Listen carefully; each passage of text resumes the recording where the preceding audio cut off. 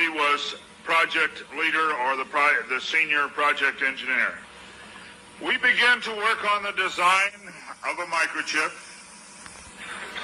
that, when it was completed, was 0.75 millimeters in diameter, 7 millimeters long. It was the size of 1/4 of a grain of rice. Again, I want to say that I was not a Christian and there were no Christians there. They said they wanted this to have a power source and be able to emit a signal.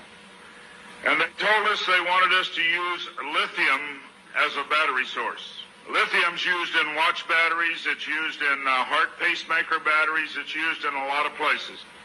I designed into this microchip a little charging circuit that would charge that battery. This sounds like a lot of technical things coming together, but if you'll bear with me 1 minute, you'll see what God has laid out about this microchip. When we discovered that we needed to be able to charge that battery, I needed a temperature change, a change in temperature, to cause current to flow through that little charging circuit that would charge the battery. So we began to investigate and find out where in the body does the temperature change the most rapidly. We spent over $1 million in taxpayer money, and when the results came back, there was a lot of information. We divided it up amongst 3 teams and then came back together with that information. It was determined that there were 2 places in the body that were ideal for the microchip. One was just below the hairline on the forehead. Every mother checks their child's temperature right here. So we could have paid the mothers $1 million and saved I never saw a mother check their child's temperature on their ankle. Always right here. The other place was the hand, the right hand preferred, because most people are right-handed. This didn't bother me, and it didn't bother anybody else on the team. The hand seemed a good place. Nobody wanted it here. And so the design work, everything was completed. The microchip was done. You're seeing it now on some of the Discovery Channel presentations. There are people who have received it already. It is real. It's not something that's coming way down the road. They gave me a Bible.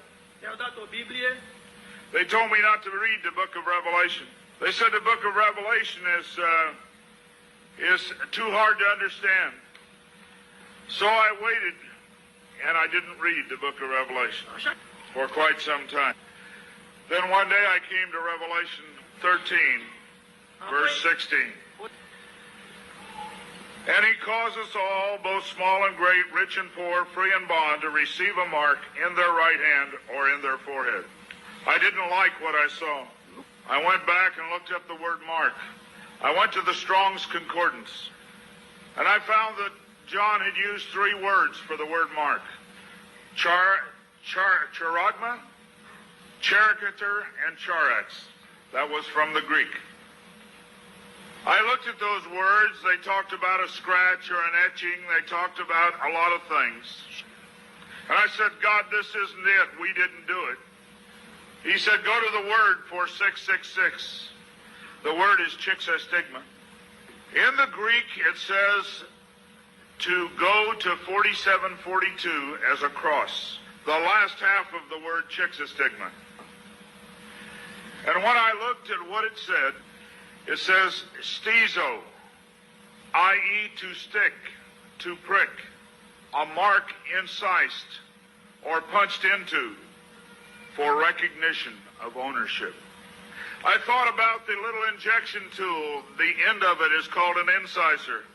I began to weep and I began to cry, and I said, oh God, what have we done? I couldn't believe that this lined up with what we had developed. And I began to run from God. I didn't run away from the church, I ran into the church. I tried to do as many things as I could to atone for this. But I want to tell you something, as God is my witness here tonight, this got in the way. Money got in the way. I had beautiful homes overlooking the lake. I had all the things that I wanted.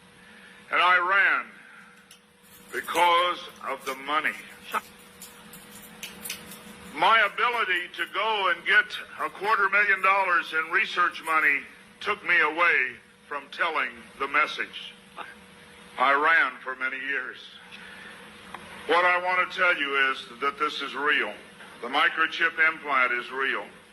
Credit cards are failing. They can be counterfeited. The new smart card can be counterfeited. They can be stolen. They can be lost. All kinds of things can happen to a card. But you cannot lose your hand. Very quickly, they're going to move to this being in the hand. And I tell you, as a Christian, you cannot take this. No matter what anybody says, God's Word says you cannot take it. No matter what they try to talk you into, God's Word says don't take it. In Revelation 14, verse 9, and the third angel followed them, saying with a loud voice, if any man worship the beast in his image, and receive his mark in his forehead or in his hand, the same shall drink of the wine of the wrath of God, which is poured out without mixture into the cup of his indignation, and he shall be tormented with fire and brimstone in the presence of the holy angels and in the presence of the Lamb. And the smoke of their torment ascendeth up forever and ever, and they have no rest day nor night, who worship the beast in his image, and whosoever receiveth the mark of his name. Here is the patience of the saints. Here are they that keep the commandments of God and the faith of Jesus. It's very simple. God's Word says do not take it. Today there have been over 15,000 babies that have been given the positive identification, the microchip. Many companies are using the microchip as identification in their top-level employees. The Immigration Naturalization Service has a better passport, the human hand. So many of these things are all around us. We talk about the signs of the New World Order. God has spelled out in His Word just exactly what's going on today in the New World Order. Satan desires to have a one-world government. From the time he fell, he said, I want a one-world government. He wants to replace God. And so we see a government put together by men, a one-world government.